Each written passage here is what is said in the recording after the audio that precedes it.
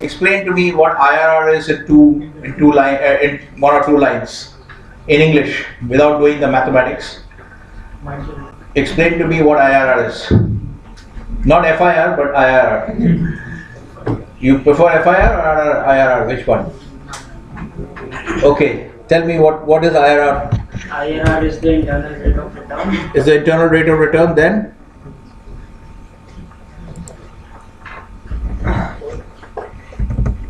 Yes? Fine, that's an expansion of the acronym. Now here I want to know whether people at the back, Ishan, can you see anything in this project? You can read project IRR, but the symbols, can you see? You don't have to read 1, 2 and 3, but can you see the basic structure of that? Yes, sir. No, I'm asking Ishan. Everybody else is not relevant. Can you see? Not clear. Not clearly. So let's try and make it a little bigger. Little better now? Yes, sir. Okay. Okay, I think this is fine. Prachi, can you see? Okay, you can see the CF0 and all that stuff. Okay, good. So we'll deal with this now. Now you can see some of the maths of it here, but I want you to answer in English.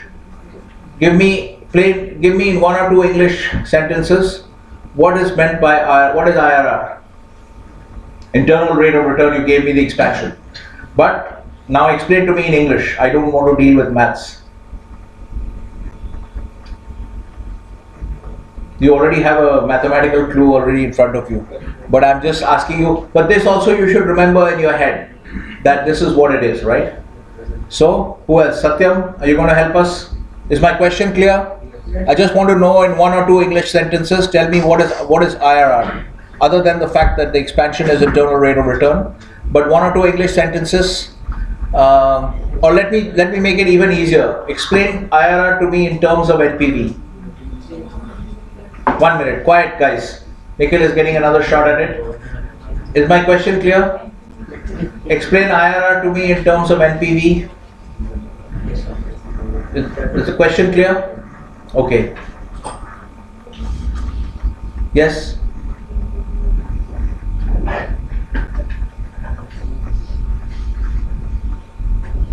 Okay, you're timed out. Now, Satyam, is my question clear? Explain IRR in terms of NPV. Pass. Pass. Who, Dharam? What about you? Why not Dharam? No? Pass? No, Goyal? Okay, Goyal, tell me. Sir, IRR is the rate of return an investor wants on the investment he makes during the initial period of period 0. No, now the question has been modified. The question is now, explain IRR to me in 1 or 2 English sentences in using NPV in the definition. Sir, Now is my question clear? yes, sir. Okay, give it to Akshit. Redeem himself. Yes, for not coming late. Yeah. IRR is the rate of return at which NPV is 0. Okay, so you're quite close, but your wording is again not correct. Okay, so what Akshat is saying is IRR is the rate of return at which the NPV is 0. Okay, so what he should have said is actually IRR is the discount rate. Discount rate. IRR is the discount rate which, if used to discount the project cash flows, will produce an NPV of 0.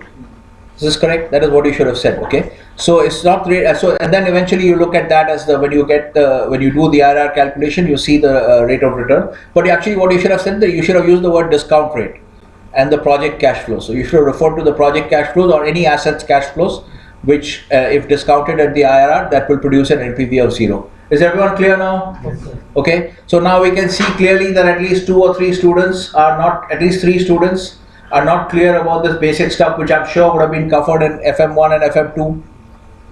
Yes or no? Yes, sir. It was covered in FM1, FM2? Yes, sir. Okay, so now you see that basic stuff is not clear. Okay, so okay, now second question. So basically, so IRR typically you have learnt in the case of projects, but many funds also talk about their IRR. So you should be able to apply that concept even in. So IRR essentially can be applied with respect to the returns, to discuss the returns of any asset, any investment in any asset. Okay, this is what we are coming to in this discussion, because I think when you study the stuff in FM1 and FM2, because of the way it's organized in the chapters, you would have looked at project IRR in a separate session or separate module. Then you would have looked at bond YTM in a separate, bond returns in a separate module, and stock valuation, dividend growth, dividend discount in a separate module. Am I right? You would have studied this kind of separately, so we'll try to see how everything is the same. So IRR is something can be used that can be used not just for project but for any asset, for evaluating the returns on any asset. Okay, and typically what you would do is, so remember this concept of hurdle rate also. We discussed hurdle rate, remember? Yes. You must have discussed it when you did FM1, FM2, right? Gupta is looking blank. Hurdle rate, remember from the Olympics, hurdles. Yes. Hurdle rate. So hurdle rate is what you use that's an internal company benchmark. So if you see that the IRR is in excess of the hurdle rate, what do? You reject the project or you accept the project, okay? So that is one of the ways in which you use the IRR, okay? And so just also be mindful that many private equity firms also, when they discuss the returns to their investors, they use IRR as the default. Told two terms like blue water and like and hurdle rate. If the investment return is below that, then the person will not get the piece. No, it's not blue water, it's high water. Okay, so you are confusing it with blue ocean strategy. You might have done blue ocean strategy in strategy, marketing or strategy. You would have done blue ocean strategy. So it's high water. Okay, so high water mark. Okay, that is not strictly speaking. Don't think of high water mark as it as related to hurdle, because a hurdle rate typically is something that does not change very often. Okay, but a high water mark will keep on changing depending on what is happening to the investment. Okay. So like if you see this is a high water, if you imagine this is not dollar Swiss, but the returns of an investment, then when the fund started falling, this was the high water mark. And then when it's still below that, then when it finally goes over here, then it has created a new high water mark. So if you look at this as the returns of a fund, so you should not think of high water mark as being related to hurdle rate, because there's some important qualitative differences. The high water mark keeps on changing as the fund returns move up and down. Whereas hurdle rate is much more static. It does change, but maybe once in 2 years or something like that. Okay, so IRR is clear to everybody now. Okay, just to make sure. Now, who's going to tell us? Ayushi. If you compare, you know what is a bonds YTM? Yeah. Okay. Now, give her the mic. Now you look at this project IRR formula and this bond YTM formula. Can you tell us something about the mathematical relationship between the two?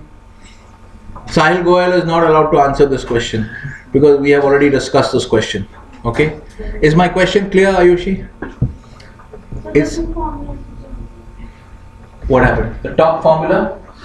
The one on the top? The one on the top is the project IRR formula, which you should be able to recognize. I have to make sure I fit everything into the same screen. Okay, now can you see that CF0 and all that? So when you do the project, this is they have already mentioned, this is the initial investment, the cost of the project, okay? And these are actually the project cash flows, the present values of the project cash flows, which you have added up, okay? And this is how you write it, okay? So the NPV is equal to 0. When the discount rate is, the IRR is the discount rate, which when applied to the project cash flows will produce an NPV of 0 given the cost of the project, okay? So now you know. Now I'm showing you a new equation, which is bond YTM, which you have also seen, right? Yes, yes or no? You've seen it? Okay, now can you give me some insight into, is there any kind of similarity, or are they the same, or are they not the same, are they equal, unequal, greater than, lesser than? Is my question clear? Mathematically, from a mathematical perspective, can you say something about what is the relationship between these two? I don't know if my question is clear. Yes, sir. My question is clear? Yes, sir. I just want you to say something about this. Like if I take this geodisk and I take another geodisk, say maybe Chadda has a geodisk, and I compare these two, then you'll have to say that they are identical. Okay? They would be identical. But then if there is some other Reliance, old Reliance dongle, then you compare the two, then you say, no, these are not identical. Okay? Although they serve the same function. Okay? So in that sense, can you tell us something? Okay, I understand the question is not 100%, maybe not 100% clear, but I think you get the drift of what I'm saying. can you comment on the mathematical properties of these two equations? Anything? Chadda is moving his fingers left and right. Any insight? Just say. So the point is here, see, nobody is going to shoot you if you give a wrong answer. So you just say whatever comes to your mind. Yes, no, plus, minus, doesn't matter. It's yes. Who is answering? Achal. One minute. Achal has been briefed by Sahib. Yes, Ishan. Let's hear from Ishan. Before he falls asleep, let's hear from Ishan. Give him the mic quickly. Give Ishan the mic.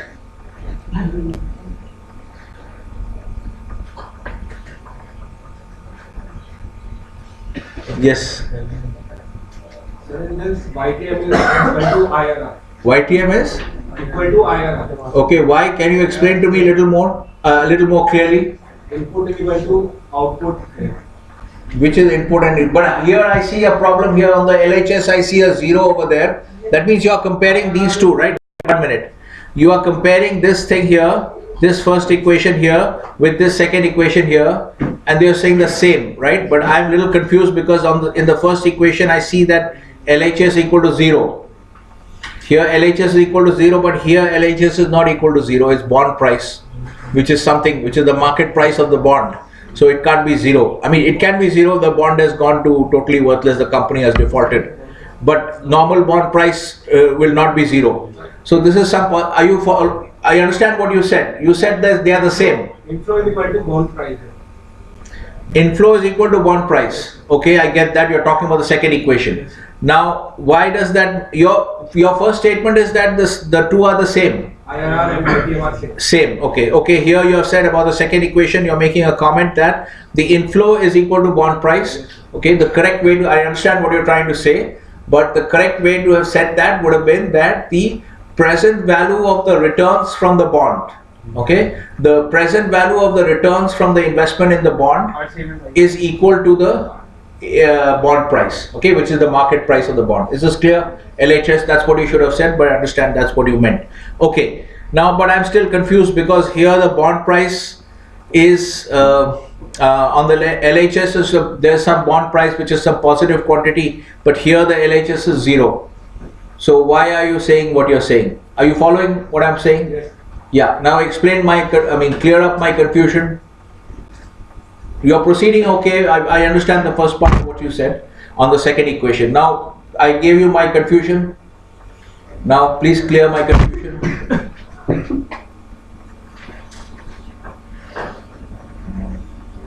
Okay, here's a clue. Normally, when you put this, when you mention this CFO, this CF0, okay, what kind of sign does it have, plus or minus? Minus. It has a minus sign. Because you're investing. So, Because you're investing. outflow, it has a minus sign. Yes. So, can you take it to the left LHS? Yes, sir. Yes, sir.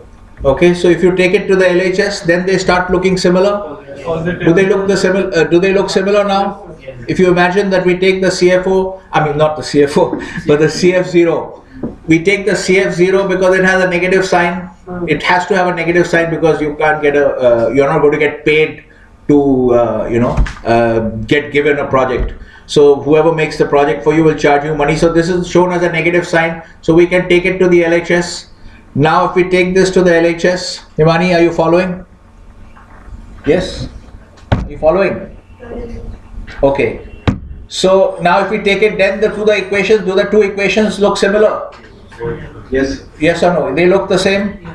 Yes, Guy? Yes, sir. Now they look the same. Now let's look at it now that they're looking the same. Can we equate bond price as the market price of the bond? That means if you wanted to buy the bond, this is what you would have to pay. Okay? This is actually what is called the clean price. Did you do accrued interest and clean price and dirty price of bonds? No, sir. When you did bond pricing, you did not do clean price, dirty price, accrued interest? No. Okay, so this actually bond price, I should write this so that later on you do your own research and figure it out. If you read this is a very good website, thismatter.com. Okay, his taxonomy might differ a little bit from mine, so you use my taxonomy, but whatever he writes, he will not write any wrong stuff. It's good website for you to learn finance. Okay, Zax is also a good website. So bond price is, you need to know this market bond price, okay, is usually what is called the clean price. Clean price means without accrued interest. If you buy a bond between coupon dates, remember the bonds have coupon dates, okay, because it's a bond market security, it's not a money market security, so it will have a discrete coupon. So let's say a bond is paying coupons every 6 months, okay. Then if you buy the bond between coupon dates, you understand what a coupon date is? The date on which the coupon is paid, okay. So if they're paying coupons on 30th of June, all right, and then they'll pay another coupon on 31st December, okay. So if you buy the, let's say you buy the bond, that particular bond you buy in say October. So what will happen is you will buy the bond, now you will eat the whole coupon when it gets paid in December. You understand? Suppose I bought the bond from Sinha. Sinha was holding the bond, he enjoyed the June coupon, but then he sold me the bond in October and I bought it in October. Now what happens is that the coupon that gets paid will be paid to the holder as of December. So on 31st December, I will eat the whole 6-month coupon. But Sinha actually deserves the first few months until October when he sold me the bond. You remember? You understand this? That he was holding the bond till October. So the coupons on the bond till October are actually owed to him. But I will eat the whole coupon because the coupon will be paid to the guy who's the holder of record in December. Are you following? Because the bond trustee does not know that I bought the bond from him. Okay. So what happens is when prices are quoted for in bond markets, like you see this bond price over here. So there is this concept of clean price and dirty price. The clean price is the price without accrued interest, and then I should write dirty price is with accrued interest.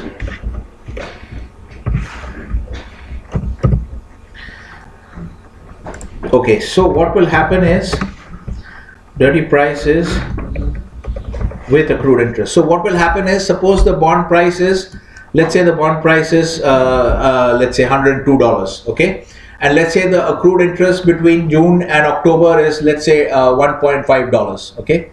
So then what will happen is, so if the bond price that is quoted in the market is the clean bond price, okay, it does not include the accrued interest. So even in October when the bond price is being quoted as 102, okay, $102, that is actually the clean price. So when I actually buy the bond from Sinha in October, let's say the accrued interest up from June to October is $1.50, then I will actually have to pay him 102 plus $1.5. Okay. So I'll have to pay him $103.5. Is everyone clear? Okay, so when you buy the bonds, so it's a simple concept of bond prices as quoted in markets are the clean price, which means they do not include the accrued interest, because many transactions can happen between coupon dates. Are you following? Again, I'm getting that same, Walking Dead zombie look from everybody. Are you following what I'm saying? If you're not following, you should interrupt and ask me the question. I didn't follow this. Tushar, are you following? No. So whose responsibility is it to raise your hand and say I didn't follow? You're not feeling well. You want to go home? Okay, let's ask somebody who's feeling well. Okay, Rahul, are you following what I'm saying? Yes? Okay, so bond price. Now everybody understands bond price. All you have to understand now is only one new insight has been given, that the bond prices quoted in markets are clean prices, which means they do not include the accrued interest. And what is accrued interest? Is whenever you buy bonds between coupon dates, which can happen very frequently, all right? So it does not include the accrued interest between the last coupon date and the transaction date of the date on which you buy the bond. Is this clear? Okay. So therefore the buyer has to pay to the seller, in addition to the market price of the bond, he has to pay the accrued interest on the bond between the last coupon date and the transaction date of the bond purchase. Is this clear to everyone? Simple concept? Okay. Now, so this bond price that is quoted, that's the difference. So clean price is the price without accrued interest. These are the two terms you need to know. And the dirty price is the one which includes the accrued interest. So when the final consideration is paid from the buyer to the seller, that will have to be the dirty price. Okay, because the seller will not part with the bond unless he also gets the accrued interest. Is this clear to everyone? Okay, so now we are going back to what we were discussing. Where did we leave it? Okay, so we have the bond price. So this is the market price of the bond. Okay, all right. Okay, this is the clean price of the bond. So this just, let's forget about clean and dirty now for the moment. We'll just focus on this is the market price of the bond. Now we already moved the CF0 to the negative side to the LHS. Okay, so you have to imagine it. I can't do it here. Okay, you have to imagine that this is go. So now they look like the same thing. Okay, now in this equation, what is on the right hand side?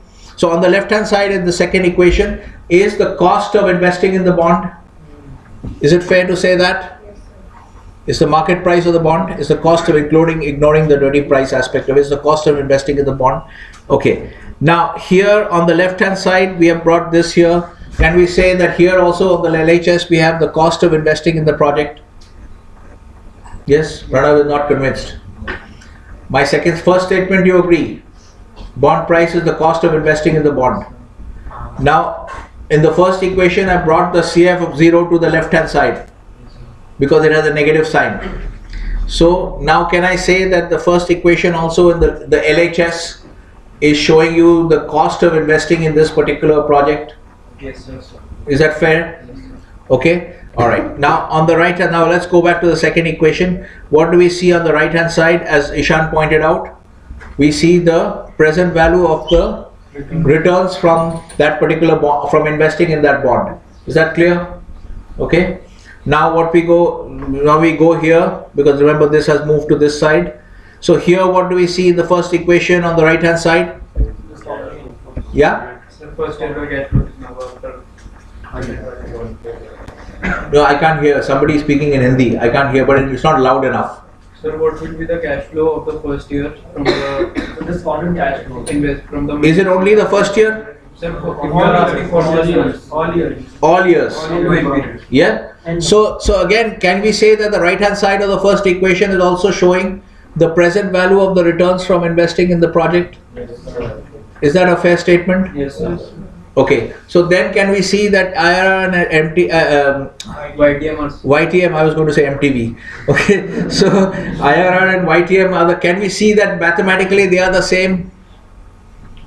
Sir, Many people are not. Vibhu, are you convinced? You're convinced. But let's see some more conviction. Like you're convinced is like you're almost falling asleep as you say convinced. Sir, purpose is just 1 minute, 1 minute. So is Vibhu convinced that mathematically they are the same? Anybody who is not in agreement, if please make sure you understand this. Yes, sorry. Arihant, yeah. I didn't get you why is IRR equal to YTM? The way you explained. IRR equal to YTM means in the mathematically the two are essentially the same. That's what we are trying to show here. Okay, because if you take, see, one sec. If we forget about this bond and project business, let's just use a general term called asset. Both are assets. Can we say that? A project is also an asset. A bond is also an asset. Both will appear on the asset side. If the company decides to go ahead and invest in a bond or in a project, both will appear on the asset side. Both are assets. So in general terms, okay, if we look at if we replace project and bond with asset, okay, in the first equation we are seeing that the IRR, what we see in our rearranged first equation, where the CF0 is on the left hand side, okay, we can see that the IRR is the discount rate which if used to discount the returns from the project, okay, will create a present value for the project returns equal to the cost of investing in the project. Is this clear? Okay, now same thing when we go into the second equation, what we can see, so yeah. Okay, all right, okay. So in the second equation also, what are we seeing? Now we are trying to see the equivalence in English. In the English language, we are trying to see the equivalence. That on the right hand side, again, we see that what is this? This is just the sum of the present values of the returns from investing in the bond, okay? And then we see that, we see that YTM is the discount rate, okay? Which if used to discount the returns from the investment in the bond, is going to create a present value for the bond's returns, okay, which is equal to the cost of investing in the bond. Is this clear? So now you see why they are the same. Okay, they are essentially the same, because essentially it's the, if you wanted to describe it in English, you would say that it is the discount. Both of them are discount rates which if used to discount the returns on any asset, will produce a present value for the sum for the returns, okay, equal to the cost of investing in that asset. Okay, are you following here? Now, long and complicated English sentence, you have to be careful. Dipanshu is standing with a gun. Every time I utter a long and complicated English sentence, I have to look at Dipanshu and see whether he is ready to fire his gun or not. But this is how we have to say it, okay? It is important because, see, most of these concepts you have to understand, they will sound complicated. It's not going to be easy, okay? Because you come to do an MBA, and one of the important goals of an MBA is to equip you with with a set of conceptual frameworks which you can then go and apply in the real world to solve business problems. Okay, otherwise you don't really need, to solve, a lot of people can solve business problems without doing an MBA. They just have the frameworks in their head, okay, or maybe they don't even need the frameworks. But if you're going to do an MBA, you are going to have to learn those conceptual frameworks. That is why every time I show you a specific example, I also force you to look at the theory. Like we were looking at the swap, and I made you remember underlying position, hedge position, because that framework, you have to, the way you get it into your brain, drilled into your brain, is every time you see a specific example, you have to be forced to apply the framework to analyze that example. That's how the framework gets into your head. Are you following? Okay.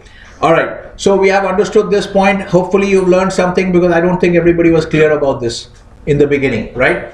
So mathematically they are the same. Satyam and Nikhil, now you are more enlightened. Okay, good. Okay. So now a few other important points about bonds, which are very basic stuff, okay, which you should know. All right. So you've learned about clean price and dirty price. Okay. Now another question is, if a bond, now you know what a YTM. YTM is nothing but the market yield on the bond. Okay, the YTM is the market yield on the bond. Okay, so now if I say that if a bond,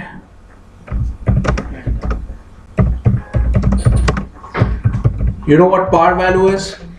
Everybody knows what par value of a bond is. It's the redemption value. Okay, it's the value on which your interests are going to be, interest rate is going to be, interest rate is going to be applied to that par value to determine the coupon. So if the bond is trading below par, then YTM. Okay, now you tell me, greater, lesser. Is the question clear? If the bond is trading below par, means market price is below par. Everyone understands what par is now? Lesser. Okay, so now if the bond is trading below par, then YTM will be less than the coupon? Okay, let's write YTM. What happened here? Okay, all right. So YTM is leading. You're saying that this should be less than the coupon rate, and so therefore, if a bond is trading above par,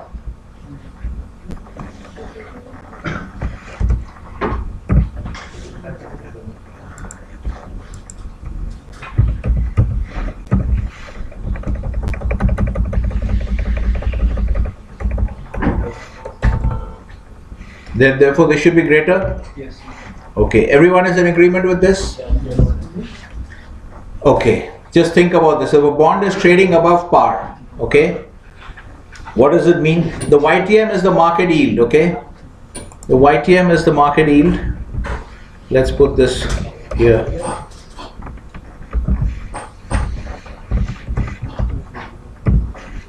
YTM is the market yield desired on the bond, okay? Okay, that is what basically, all right. And so what you guys are saying, if the market is if the bond is trading above par, okay, who gave the answers here on this question? Dipanshu, explain to me why I don't understand this logic. Is my question, I just want to understand, I'm not able to follow why this answer should be given, why this is the right answer. Now explain to me, the YTM is the market's desired yield on the bond, okay? Alright, now is another thing that you know is this one also, right? Let's put this statement over here. let's put this statement over here. We have one more statement which we can make, which is that if the coupon, if the bond is trading at par, then the YTM is equal to the coupon. Okay, that is another statement which we should have discussed. Okay, but we can take that as the first statement. Then you guys have added two statements. Now Dipanshu explained to me. I am not able to follow the last two statements. I'm able to follow. So explain to me logically why, if a bond is trading below par, okay, then the YTM is less than the coupon. I'm not able to follow this logic. Explain to me stepwise. So if a bond is trading below, Use the mic. Give him the mic. Who's holding the mic? Yeah, give him the mic. Let's capture it on the mic. Yes. Is my question clear? I'm not able to follow. I follow the first part. I follow that if a bond is trading at par, then the YTM is equal to the coupon rate. This part I follow. But the second part, when you are saying if a bond is trading below par, then the YTM is less than the coupon rate, I'm not able to follow this. Can you explain to me stepwise? so if a bond is trading below par, that means that demand for the bond in the market is less. Okay. So what does that mean? So the investors would not be interested in trading in a bond if the yield is less on the bond. Then how will the market clear? Because when you're saying market is the bond is trading below par, it is trading, right? There's a market price. So there's a market price, means the market is clearing. You're saying that if the market price is below par, okay, then the YTM is less than the coupon. What is YTM? We have already explained what YTM is. So the return on the bond. YTM is the yield that the market desires on the bond. This is clear. So Tushar, and who is his buddy there? Shivam. I'm not talking. मैंने एक शब्द नहीं बोला. Bola and all is not required. We just need to see you active. We had not opened the CP sheet, but you have made us open the CP sheet today. Okay, what happened now? There's still a lot of noise coming from that side. Are you guys on the same team? Shivam was talking to me. That is okay, but your face was turned to him. So the right response in my class is, if somebody talks to you, just ignore them. Look straight. He was asking. Like a horse with blinkers. Now you know it's bedding season, no? You can see the horses.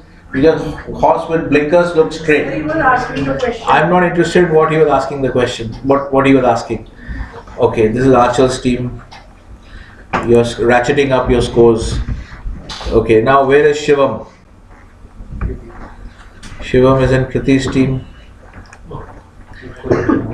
Oh, both of you are competing with each other. Okay.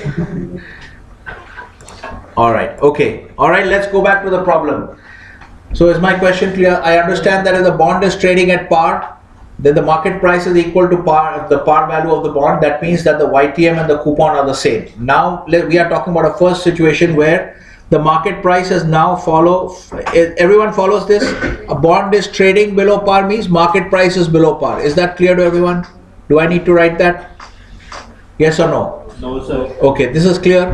Okay. So bond is trading means now we are saying market, we are looking at the relationship between the market price, the par value, the YTM and the coupon rate. Is this clear? This is what we are discussing now. So we have said that if the market price is equal to the par value, then we say that the coupon rate is equal to the YTM. Is this first step clear?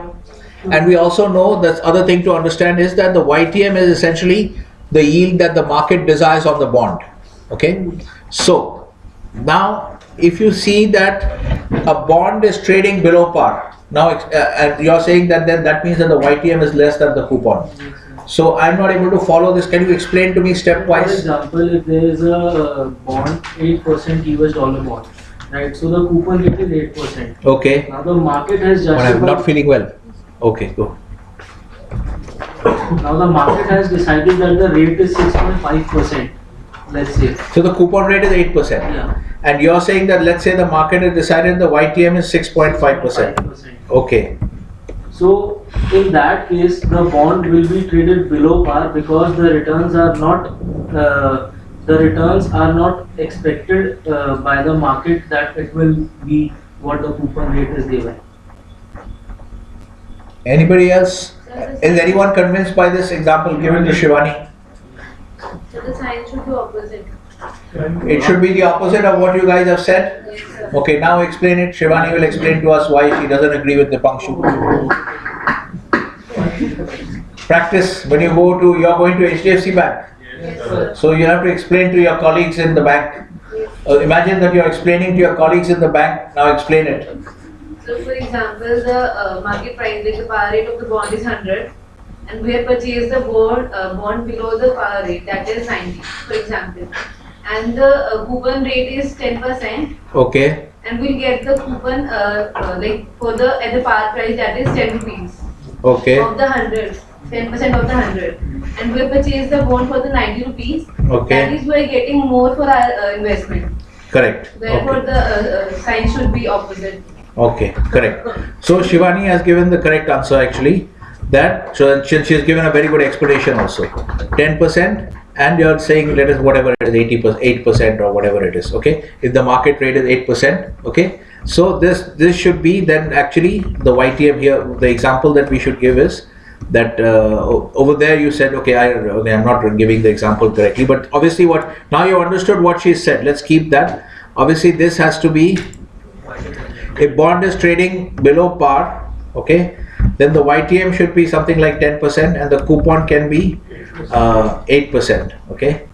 What she actually demonstrated is that if you follow this first logic, which is a negative return, it will lead to an absurd result. What she's actually saying is that we don't get a return that is less than the coupon. We actually get a return higher than the return that is higher than the YTM if you follow this logic. Okay. So let me just explain it one more time. So this should be, sorry. Both are below par. Both should be. Yeah, I'm going to wipe out the first one. I'm going to wipe out the first one because the first one was not correct, obviously. So as she correctly pointed out, that this so this will be, so if that is greater then this is obviously less. Now let's understand it one more time. Okay. Suppose that this actual coupon is 8%. Okay. On the bond the coupon is 8%. And the market desires a yield of 10%. Okay, so if the market, so look at it stepwise. If the market desires a yield of 10% from that bond, okay, so because that's the yield now for those maturities, okay, and that credit risk. Now, if the market prices the bond at par, then if you remember, what happens if you price the bond at par, the return you get is equal to the coupon rate, because if we already said in the previous relationship. In the line above, we have already said the starting point for the discussion is that when the bond's price, the market price of the bond is equal to the par value of the bond, then the coupon rate is equal to the YTM. Okay, let's please make sure that I think everybody is not clear with this example also. So the first thing the first statement we are making is that when we see that that the market price of the bond is equal to the par value of the bond. First of all, is everyone clear about par value? Everyone is clear? Nikita, you're clear about par value? Okay. So if now market price everyone knows, coupon rate also everyone knows, and YTM is, you have to think of YTM as the market's desired yield on that bond. Okay, the YTM is going to be the yield that the market desires for that bond, for that maturity. Is this clear? Okay, so now the first statement is if the bond is trading at par, that means the market price is equal to the par value, then the YTM is equal to the coupon rate. All these things you have to try and understand intuitively. Okay, in some sense that's one of the reasons why I don't like to use too much maths in teaching finance, because when you do maths, sometimes you can switch off your brain and do maths, because maths is like a black box. Once you write a partial differential equation, that will automatically come out in a particular way. You don't need to really think about all the steps because those are all mechanical rules. You cannot think about new rules of solving equations, because there are all rules of, if you want to multiply matrices, you can't think of your own method of multiplying matrices. There is a standard method and that's what you have to follow. So mathematics sometimes can be like a black box. You understand what a black box is? Black box means you put in some input and some output comes out, like neural networks. all this this new term that has come up for neural networks, I think, is machine learning. Okay, it's a new name for neural networks. So one of the problems with these kinds of machine learning systems and trading and all is, these are all black boxes. You put in some input and you get some output, but you don't really know how the input led to the output. You can't see the process. That's when you can't see the process. That's called a black box. You put in an input, you get an output, but you can't really see the process of how the input led to the output. So in a lot of ways, you understand what I mean. But you guys have all done maths in school and college. A lot of the time, you just do it like a black box, because once you put it into the framework, it has to come out in a particular way, right? It is kind of fixed. So if you must think of finance, everything else you have to think of in terms of you have to think of it intuitively. Okay, think about conceptually. What happened? Sorry? Okay, fine.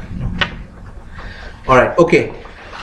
So I don't know if you lost me in that discussion. Are you following what I'm saying? All I'm saying is that it is important to understand everything intuitively. If you understand it intuitively, logically, that is much more, that is much clearer to you, okay? And it's much more durable, the understanding.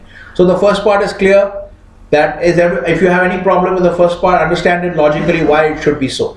Because if your bond, the market price of the bond is equal to the par value of the bond, okay?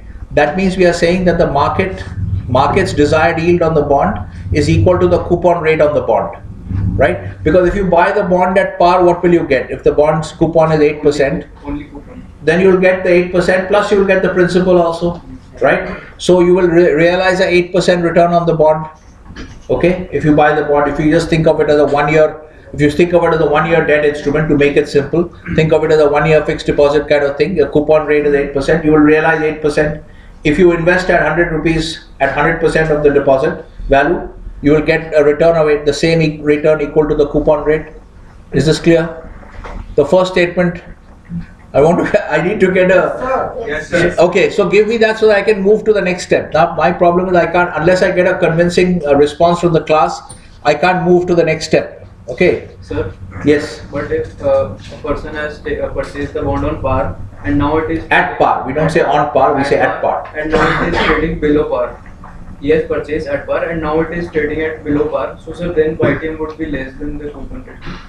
No, then he has experienced we are not talking about those kinds of situations. In that case, he has experienced for the moment he has experienced a capital loss, a mark-to-market loss on the bond. We are not talking from that perspective. We are talking from the perspective of a fresh investor who's looking at investing afresh in that particular bond. Okay. So the first question statement is clear to everybody. Yes. If the coupon rate is equal, if the market price and the par value are the same, then the coupon rate is equal to the YTM. Okay. Because the market is happy with the bond, so the market is willing to buy at. Now imagine what happens is, as Shivani mentioned, okay, that now what happens is, forget about the first part here, bond is trading below par.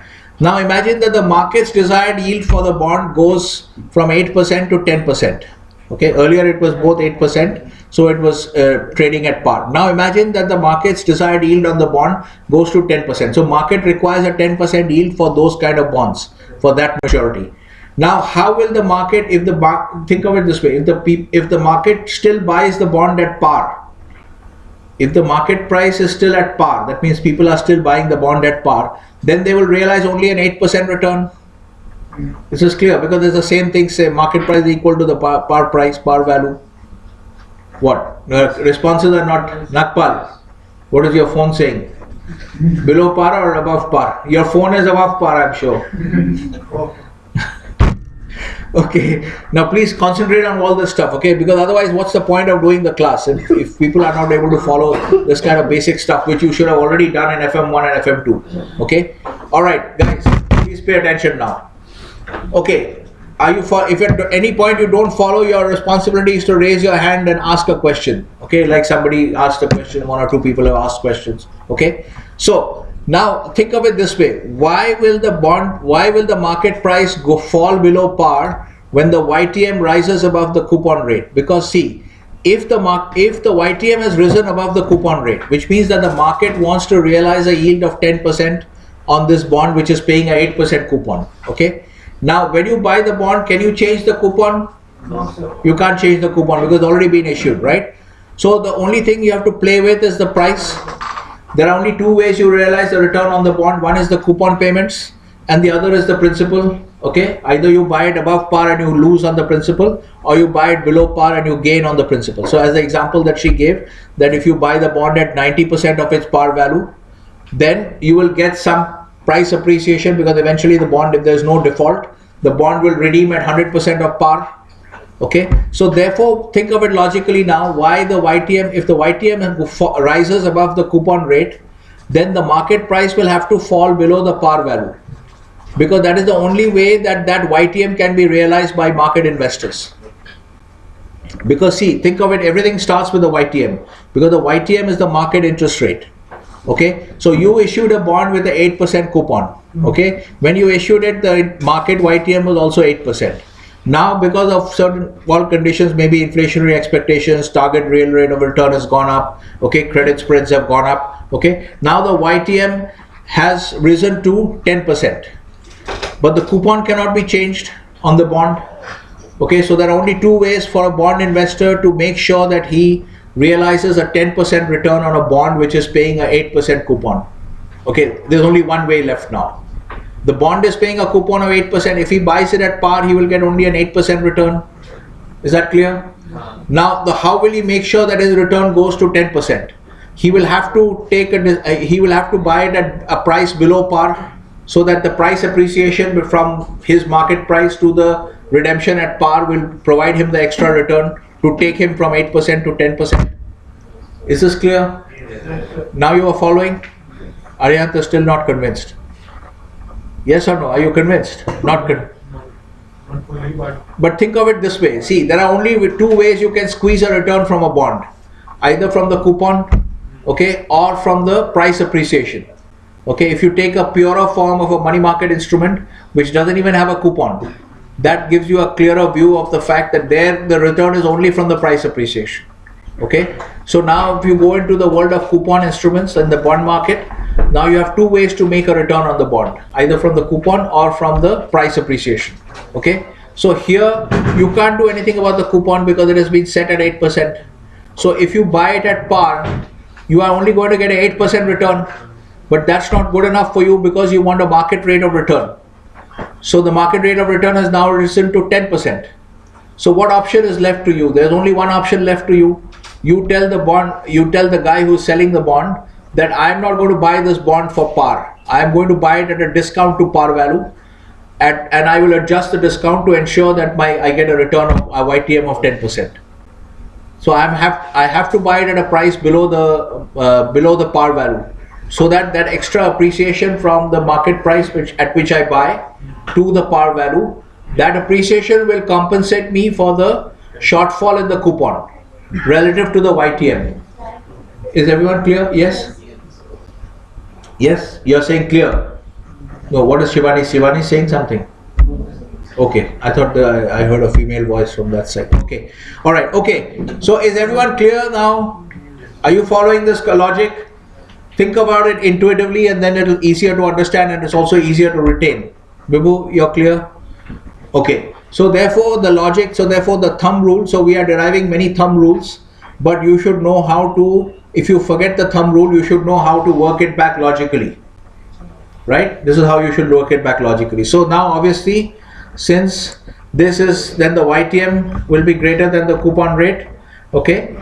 And then obviously then if the bond is trading above par, then the YTM is less than the coupon rate, okay? Alright, so we have learned three more things here that which is basically about the relationship between bond price, market price of the bond, par value of the bond, coupon rate of the bond, and the YTM on the bond. Is this clear? Now everybody should have understood this so well that you are never going to forget it in your life. Okay? Alright, so we also learned about clean price, dirty price. You can read this website later on you can also read Zacks is also a good site if you are interested. They used to give free copies of equity research reports. I don't know if they still do, but you can read equity research reports maybe at Zacks. Okay, so here there is a little note on the relationship between YTM and IRR and all that, but we have already discussed all that. This is just for your reading. Okay, so now we go back to the entire discussion that was happening here so far was on the the entire coverage of the financial services sector. So we went into a long discussion of the debt capital markets and how they work in conjunction with the swap markets, because we started looking at the government treasury, which issues debt. So we have only one category of investor, one category of player left, which is the corporate treasury, which is we are just going to use a short word like the CFO. Okay, so we are going to just look at their notes, their situation. Now, did I discuss this with you guys? Did I discuss this framework? No, sir. No, never. Okay, so I think there is a folder. There is a in notes. I think that is V4. Yeah. So let me just go to V4 instead of V3.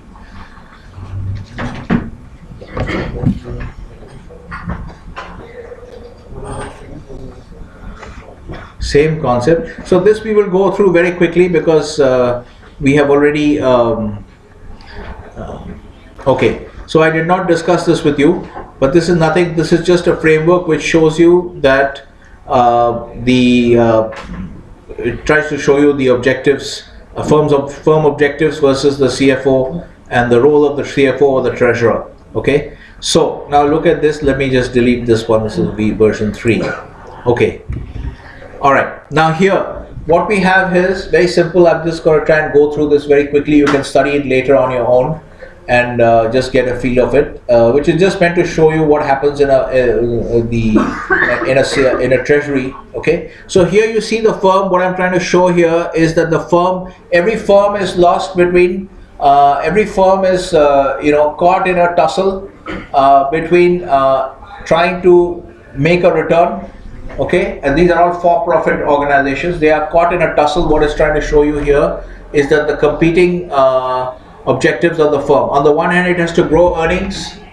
Okay, is this clear? One of the objectives of the firm obviously is to grow earnings. Why is there so much noise? The door is not properly. Just see if the door is properly closed. Okay, they have been released 15 minutes early. Okay, so the competing objectives of the firm. Just try to make sure that you understand this framework. Okay, that the firm is so the firm has two objectives. On the one hand, it has to grow earnings.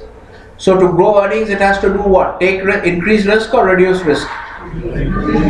Increase risk, because returns come with risk. Okay, if you don't take risk, you don't get return. So what I'm trying to show here is that in order to grow earnings, it has to increase risk. Okay, but it cannot just try to grow earnings like Kingfisher and then end up in that kind of situation. So it has another objective also, which is to stay solvent. You understand what solvency is? The ability to pay its debts as they come due. So you don't want to end up in a Kingfisher or a Suzlon kind of situation. So therefore it has to also stay solvent. Now to stay solvent, to focus on staying solvent, it has to reduce risk or increase risk? Reduce risk. Okay. So you can see that every firm is caught in this kind of balance. It's a delicate balance that they have to on the one hand, they have to increase risk to grow earnings. On the other hand, they have to try and reduce risk to stay solvent, to make sure that things are under control. Okay, that's why you see many firms, sometimes they go into downsizing. Okay, like GE is now going for a lot of divestitures. Okay, because GE is now suddenly in a lot of facing a lot of problems. Okay, so what they are doing is they are reducing risk by selling off assets, okay, because they want to ensure that they don't go bankrupt under any circumstances, or they don't have a credit downgrade. So this is just a way of showing the conflicts that the firm faces. Okay, now when you grow earnings, there are two ways to grow earnings. What is the difference between organic and inorganic growth? Who's going to tell us, Tanuj? Can you tell us? Haven't you heard these terms? You heard these terms? Okay, so Tanuj cannot tell us. 1 minute. 1 minute. 1 minute. 1 minute. Let him talk. Can you tell us the difference between organic and inorganic growth? So in organic, like Use the mic. Where's the mic? merger and acquisitions, like inorganic growth. No, explain properly. Say organic growth is ABCD. Inorganic growth is 1, 2, 3, 4. Say something in that format. Yes, passing. Pranav. Can you tell us the difference between organic and inorganic growth? No? You want to go? 1 minute. Okay, fine. So Dipanshu is going, he's the one who's going today. Every day one person can go. If there is not every day one person should go, but if there is some kind of urgency, I'll let you leave 15 minutes before. Yes, Pranav? Can you tell us the difference in organic and inorganic growth?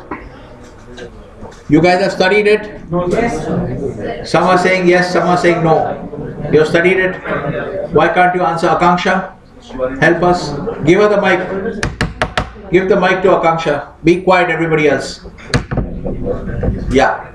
A firm grows organically through its normal course of business, and certain inorganic growth, mergers and acquisitions are one factor. Okay, good. So, double A, come here. Come and sit in the punctual seat. We want to see you working on your laptop. Okay, good. So what we are trying to show here is, yeah. Okay, guys, please quickly. Let's finish this job. Okay.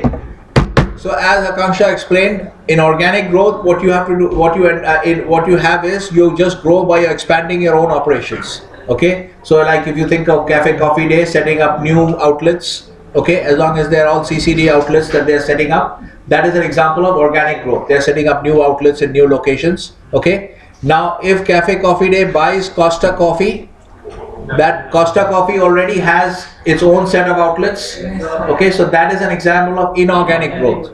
That is growing through acquisitions. Okay, mergers, acquisitions, etc. So this is basically all we are showing here is that earnings can be grown in both ways. Organic growth or inorganic growth. Okay. Now, what the objective of this is basically also to show you what kind of roles you have in a corporate treasury. What kind of roles, because this whole module is, the entire long module is about the different kinds of functions that different firms perform in the economy, and associated with that are the roles that people will perform, which gives you an idea of the kind of roles that are available in finance. Now, the functions performed by the CFO unit is these are given here. Okay, the ones in yellow and the ones in blue.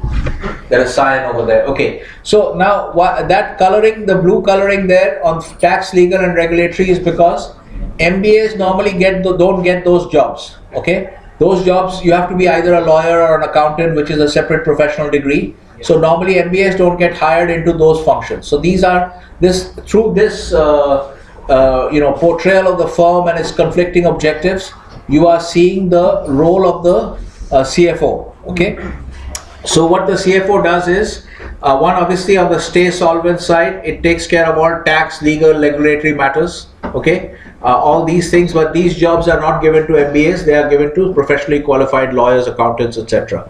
Okay, other things that the CFO unit does, I'm going to just raise this picture a little bit. Okay, one is this thing called cash management.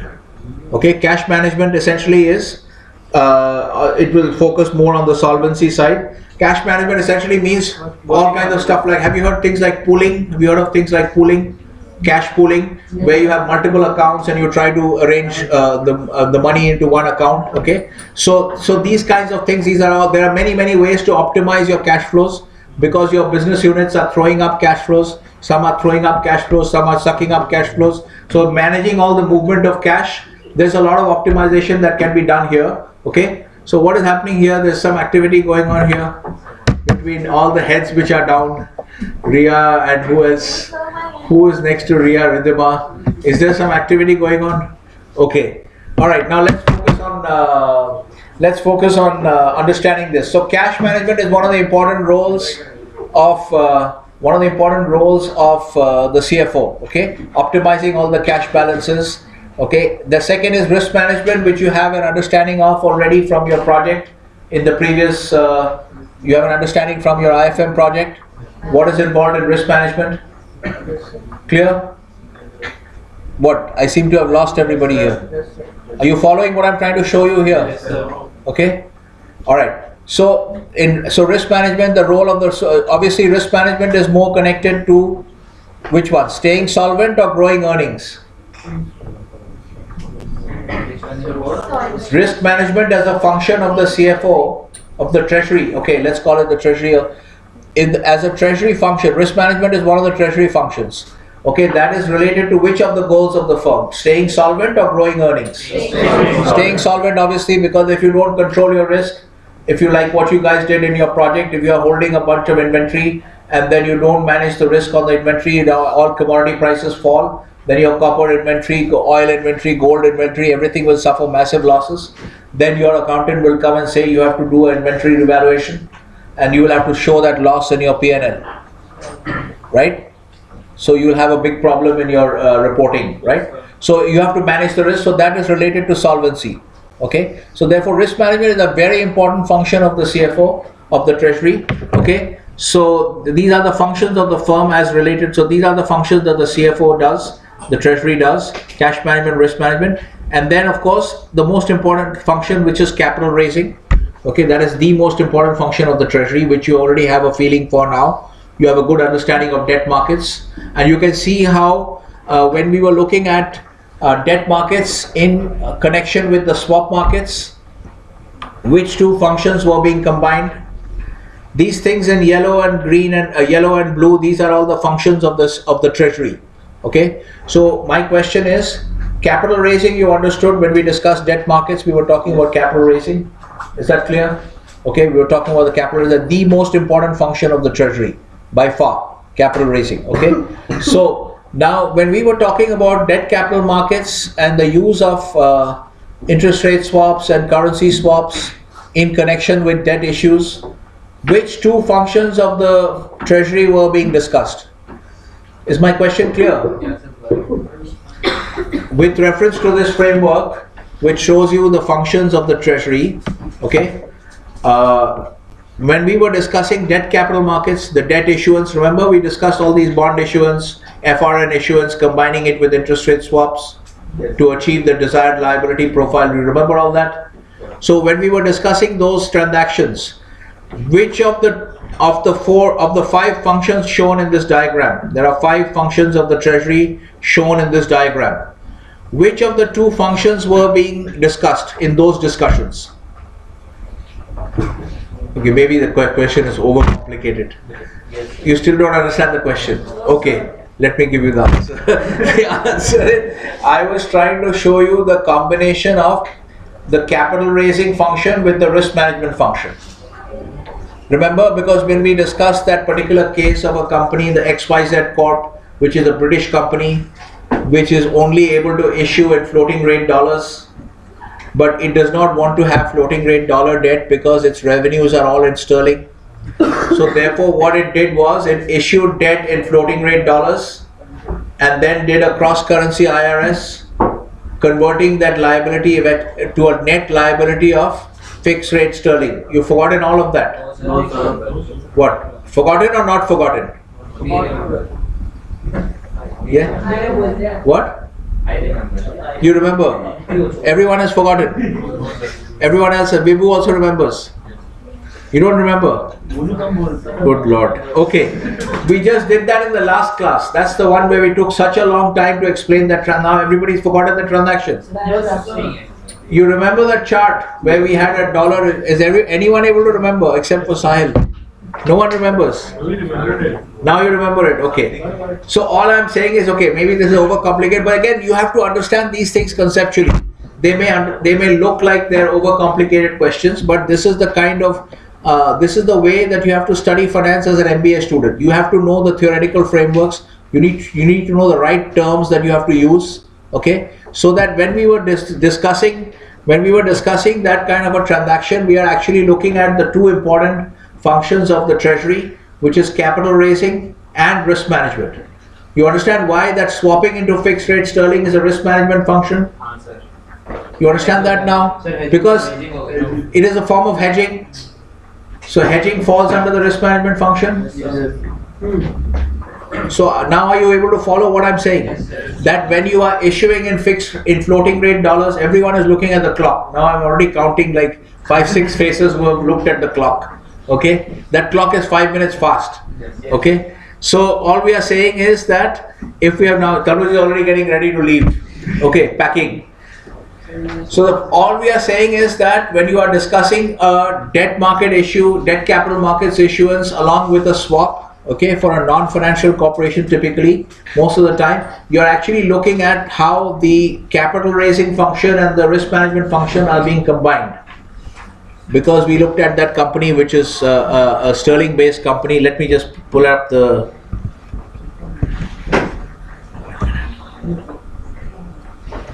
we have full 5 minutes.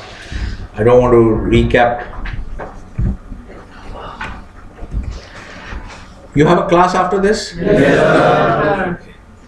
Good, very good. I don't know what you're going to do in that class if you're already falling asleep here.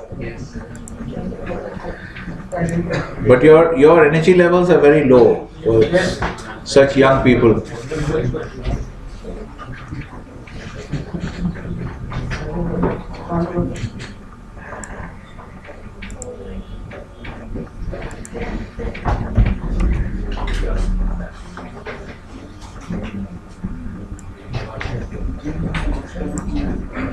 Okay. All we are saying is we're just focusing on bring this back. Although we spent the entire class almost in the previous class looking at this. Okay. But it's important to have this kind of conceptual understanding of because you guys are all, this is all new stuff for you. You don't really know what the treasury does, and also you need to have an understanding of what the core functions of a corporate treasury are. Okay. So you have capital raising, funding business units, which we have not yet come to, and cash management and risk management, okay, along with tax, legal, regulatory, which, as I said, so the MBAs will get only these kinds of jobs in the corporate treasury, okay.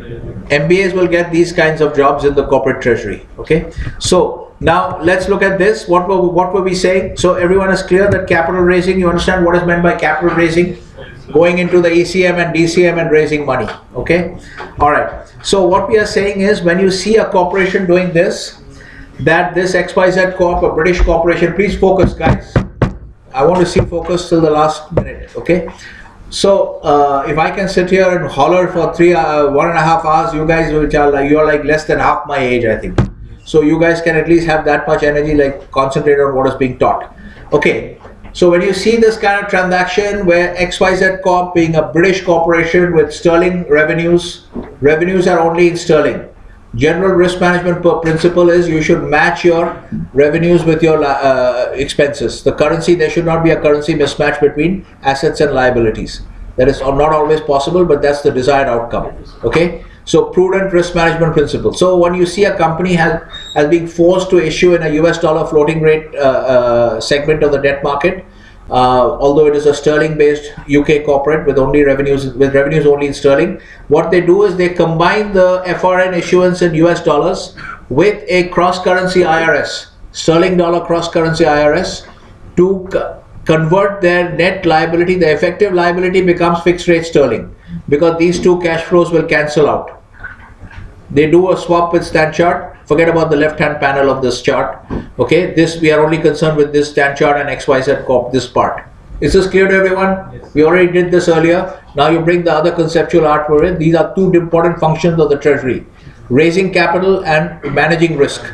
So they are doing it together in one transaction. This is again an example of what we call swap driven issuance, which is an important thing that you have to be aware of. Is this clear to everybody now? You understand this?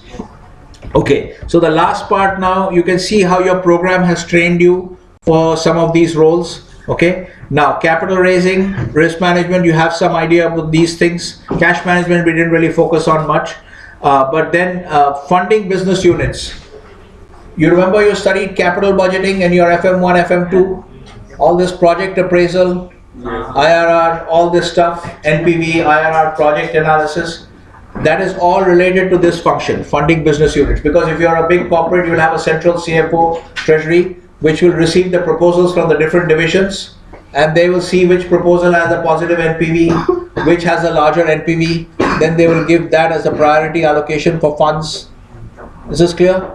So the function of the treasury is funding the business units, and you have already acquired all the skills for that because you've done all your project appraisal and your NPV analysis, IRR analysis, etc. Is this clear? Yes. Clear now? Yes. You have learned so much that now I should set you free? Yeah. Is that true? Let me see how much of a sin I'm committing by setting you free. 5 seconds. Okay. Okay, you can go. Please make sure Rahul and Tanuj and anybody else who has not done their job. If you don't submit by Tuesday midnight, I'll deduct marks from your grades.